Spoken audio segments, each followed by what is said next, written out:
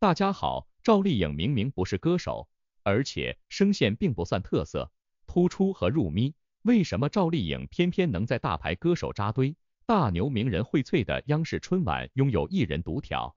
一手独唱、万人羡慕的钻石机会呢？视角永恒359度，观点永恒与别不同的深问我，只想说，赵丽颖曾经说过的一句狠话，恰恰好完美解释了机会由我不由人的无限傲娇和自信。对比伯纳、乐华、王一博连轴转的无名宣发和票房成绩，以及主要对手满江红的强弱置换和阴差阳错，的的确确，王炸弟弟王一博有着更多想象不到的空间和趣味硬核的现实看点。一个给出了全5分，并且强调一定要2刷的路人影评，明晃晃还间接为王一博开出了质朴而明白的有心答案。众所周知，春节期间7部大片抢崩头扎堆上映，《流浪地球2》、《无名》、《满江红》这3部在预售期间玩出了扑朔迷离的画面感，相当带感。这些大片中，如果说哪部片子争议最多，到了今天，如果说是《无名》，深万我相信谁都不会反对。有意思的是，在预售前，《流浪地球2》刘德华、吴京、郭帆、沙溢，反正是有演的都会去宣传，并且因为有《流浪地球1》的基本盘，所以大众期待值还是挺高的。满江红国师带着所有的主创人员进行宣传，沈腾、易烊千玺、岳云鹏、张译、雷佳音等，这么多人总有一个是你的菜，攻击其中一人也没用，毕竟还有其他人。而影评垫底5.7分的交换人生，雷佳音、张小斐、丁嘉丽、张佑浩等人，其实都有在宣传，宣传幅度不大，但是这几个人也都没什么太大差评。而无名则预售上画，前前后后都充满了悬念。大家都知道，在宣传的一直都是成尔带着王一博，一个导演带着一个3番的主演一直在宣传，那也就意味着所有的聚焦点都落在了王一博身上。这时候问题就出现了，好的坏的注定都需要王一博一个人扛。为此，喜欢玩硬核的深万我已经第一时间与您分享心声。深扒多日了，王一博的真爱粉丝从一开始就开启了相当单纯的买的操作，也让预售一马当先，相当的好看。当然了，危机也就隐藏了。但凡熟悉本频道的朋友，肯定都还记得深万我的铁口，也就是必须扬长避短的2个宣传要点，即票房这个点和春节这个点。追求前者就会跑了重点，忽略后者则会失了焦点。大家现在也是有目共睹了，也就是说，单一追票房的后果就是现在依旧无法开分。那么为什么深万我会这么说呢？因为深万我早就铁口研判过，票房是伯纳想要的，开分才是王一博想要的。而整个宣发全过程从头到尾，片方除了一个劲的盯着摩托姐姐的钱袋子，大力推销预售和票房，完全都没有针对任何王一博真正想要的东西。问题是上画的时候，大家才发现，原来全天候负责宣发、独立扛起市场重担的王一博，居然还只是个3番。因此，其他主演想必心里面一直都跟明镜似的，整个宣发下来，无名完全没有其他人来主力宣传。当然了，后面的主演连线完全没有多大的意义，明晃晃，诚意这玩意没人傻子，大家都懂。这种抢钱为主，依靠摩托的单一宣发模式，最终的结果就是成功支撑起了票房。基本全员都是女生的粉丝影评，让影评平台的态度与分歧开始离天离地，差天同地了。这种分歧，说实话，对于王一博的路人缘是不利的。深万我说过，尬吹尬黑和不吹不黑，任何人都能一眼看穿和读懂。所以这样的分歧持续下去，路转粉的难度无形之中会越来越大。反差明显的是，满江红和易烊千玺那一边呢，深万我也聊过了，跑的压根就不是票房线，压根就没有为票房张罗过、操持过，而是深万我所说的伯纳方式的一种反方向。团队，玩法完全迥异。随着《流浪地球2》、《满江红》2部大片票房突破10亿，春节档电影格局逐渐明朗，双雄领跑，没有黑马，没有逆袭。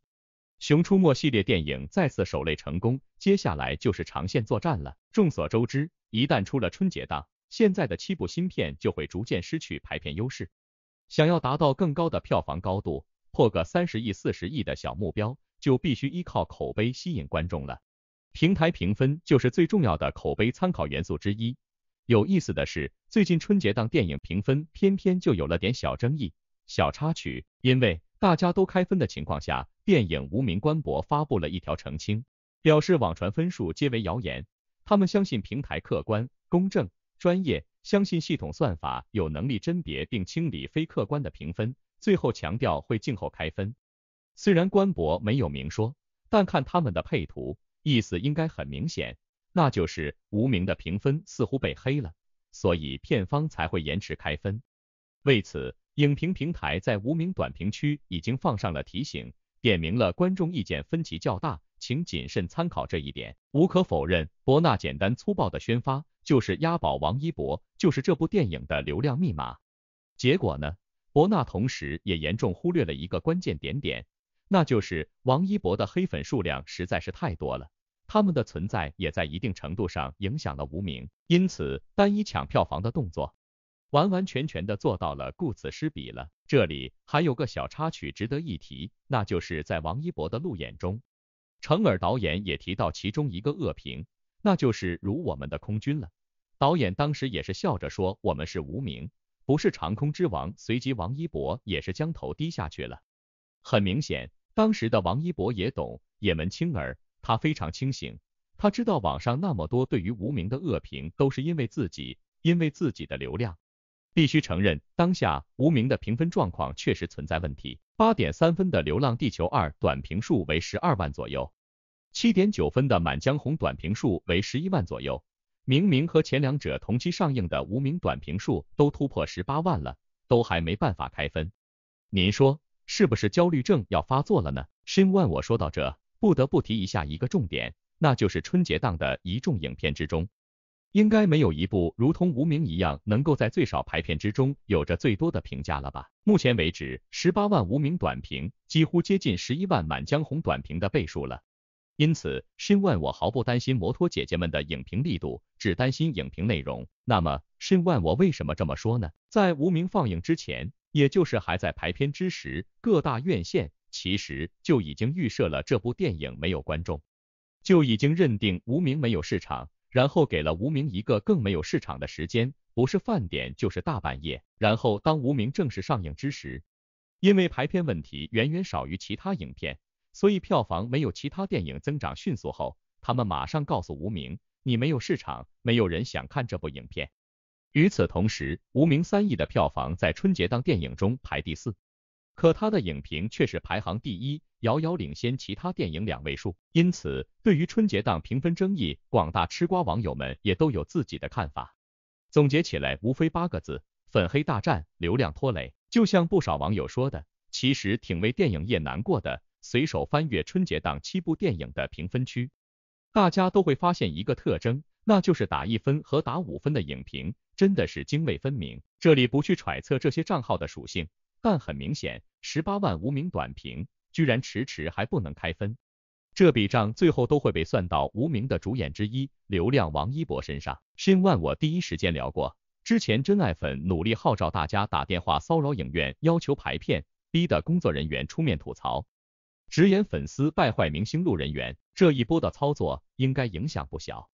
其次，在上画期间，真爱粉丝又是摆摊又是送礼物，现场拉路人给王一博电影打高分刷数据，这一波的操作同样产生出了一定程度的逆反心理和反效果。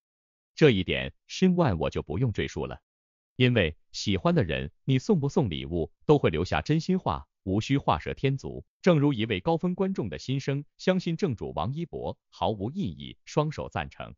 另外，无处不在的粉黑大战也让肩负重担的王一博本人的处境极为尴尬。有网友直接指出痛点，王一博目前参演任何作品，最终评分不是看作品本身有多优秀，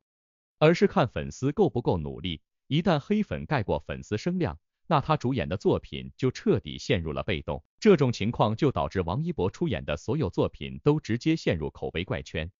观众得不到有效反馈，千篇一律的好评或差评都引发不了讨论欲望，而且差评往往和作品本身质量无关。总之，视角永恒359度，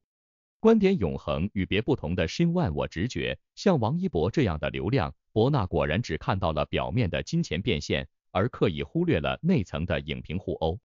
申万我已经讲到自己口水快干，您的耳朵生茧了。影评必须交给路人观众，任何流量参演的电影都必须经过大众市场考验，需要面对真实才能有所进步。赵丽颖不例外，王一博也不例外。那么，演员赵丽颖明晃晃不是歌手，为何春晚有一首独唱呢？这两天对春晚的热议丝毫不减，对主持人的网红脸，还说主持人的鼻子是假做的等等，结果大家看完赵丽颖唱《满庭芳》，国色那画面实在太美了。她端庄优雅、国泰民安的脸，让全网知音反复刷、反复听。申万我必须强调的是，画面太美了这5个字。虽然与专业歌手比起来，她的唱功不是很好，但是她的一举一动非常符合满庭芳国色的意境。节目呈现了各种各样的颜色，分享中国的最传统最美青、白、黄、赤、黑的5种颜色，融入舞蹈的表演，那画非常的漂亮。如果赵丽颖的唱功有专业歌手般的歌后，那就完美。央视导演的眼光自然不会差，由赵丽颖来演唱这首歌还是蛮不错。虽然美中不足，却也完全不影响这首歌表达的意境，这其实就是导演的慧眼和刚需。目前而言，影评无法出街，王一博的表演观众争议比较大。那导演究竟怎么看呢？是不是之前程耳说的都是客套话和宣传语呢？有人认为他的表演超出了预期，也有人认为他的演技略显稚嫩，尤其是在和梁朝伟对戏时，其实这也正常，毕竟人家梁朝伟可是影帝，公认的演技派。请注意，大银幕有大量的对脸镜头，在群像部分其实还好，但对脸镜头出现的王一博，重点吸引的应该还是他的粉丝。这手法很讨巧，只是这种讨巧更需要路人的认可。然而，申万我说过，王一博并不是天生的电影脸，他属于单看五官帅、脸小，但骨骼感比较弱。到了大荧幕上，一旦和各种电影脸对比就明显了，甚至无法在他脸上捕捉到更多的情绪表达，这其实是很吃亏的。视角永恒359度，观点永恒与别不同的申万我专门提到过，程耳和张艺谋一样，十分善用光影效果来诠释影片内核。在光影效果下，影片中其他人脸上的微表情细腻丰富，层次递进。在无名里，王一博的发挥已经在导演包装下扬长避短了很多。本来这个角色就台词不算太多，呈现方式又包括大量日语和上海话，不用硬刚台词功底，情节还有大量打戏，相当激烈，可以突出肢体魅力。只能说换个其他电影，王一博的发挥还不见得有这个程度。当然了，申万我有必要再次强调一下，进入国师的剧组，点石成金的效果，就是另外一种基本认不出骨骼感和刘浩存的程度了。说回导演程耳，他对于王一博还是很满意的，因为和他相处很舒服，他没有因为自己的特殊境遇就产生不好的影响。稳重、有礼貌、谦逊这样的品质，对于他现在所处的环境来说，都是比较难得的。关于王一博今后的发展，程耳的回答是这样的，他说，王一博会有变化，但这个比较微妙，因为很难说清他的变化是因为拍摄无名赋予的，还是自身的成长中自然而然带出来的。演员和作品向来都是相辅相成的，很难分清到底是谁成就了谁。至少在做演员这件事上，王一博是得到了程耳导演全力的认可的。申万我说到这，说句实在话，演技方面，其实很多观众表示，王一博最后在车上那个嚣张的笑，还是演得很不错的，很出位，很邪魅。只是宣发期间的重点基本都跑偏了，伯纳除了钱啥也不理了。曾经在无名排片之时，粉丝们相信以真心换真心，相信氪金改命，可现在看来，不希望王一博在电影界有一席之地的人太多了。防爆王一博其实远比赚钱更重要，粉丝们可以拿着钱买票在饭点、在午夜场去支持无名，可路人不会，他们能够选择的只有其他影片，即使他们想去看无名，也没有排片。说到这，申万我值得提一提一位路人的心声，他甚至给出了全5分的高分。他说，看完了，第一场就去了，全片人物话都不多，直到最后才明白所有人的立场身份，细节太多了。故事线是从37年甚至满洲沦陷开始，梁先生真的厉害，从头到尾都没提他的名字。主线全是他，叶先生的身份得到最后，两人对手戏太精彩，一定要二刷。因此，申问我说到这，只想反复强调一下，心声直白、实实在在的影评，的的确确需要很多很多。而营养欠奉的尬吹尬黑的影评，永远逃不过认真吃瓜的眼睛。申万我相信，看了这个实实在在的影评，准备一刷的路人，一定会怀揣二刷的好奇。这其实就是真正的市场营销和观影心理了。很明显，博纳只想要王一博真爱粉口袋里的快钱，仅此而已。记得嚣张霸总张翰曾经像选妃一样说不会考虑赵丽颖，结果呢？赵丽颖在后来的采访中轻松回怼说，像我这样比较有主见有想法的，他 hold 不住我。这话对事不对人的话，真的完美印证了今日博纳的单向思维和霸气。